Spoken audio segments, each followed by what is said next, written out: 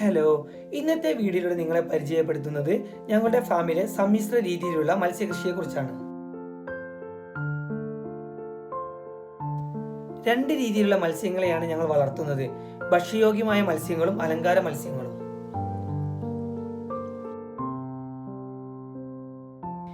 Fisheries ഡിപ്പാർട്ട്മെന്റിന്റെ സഹായത്തോടെ പടുതാക്കുളങ്ങളിലാണ് ഭക്ഷ്യയോഗ്യമായ മത്സ്യങ്ങൾ വളർത്തുന്നത്. വരാൽ, തിലോപ്പിയ, ആസാം വാള, അനാബസ് എന്നീ ഇനങ്ങളിൽപ്പെട്ട മത്സ്യങ്ങളാണ് പടുതാക്കുളങ്ങളിൽ വളർത്തുന്നത്.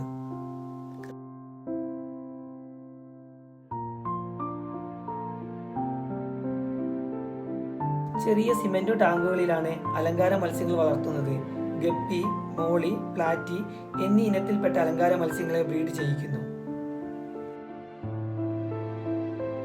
ഞങ്ങളുടെ പെറ്റ് ഷോപ്പിലേക്ക് മറ്റു ഫാമുകളിൽ നിന്ന് കൊണ്ടുവരുന്ന അലങ്കാര മത്സ്യങ്ങൾ ഈ കുളങ്ങളിലാണ് സ്റ്റോക്ക് ചെയ്യുന്നത്.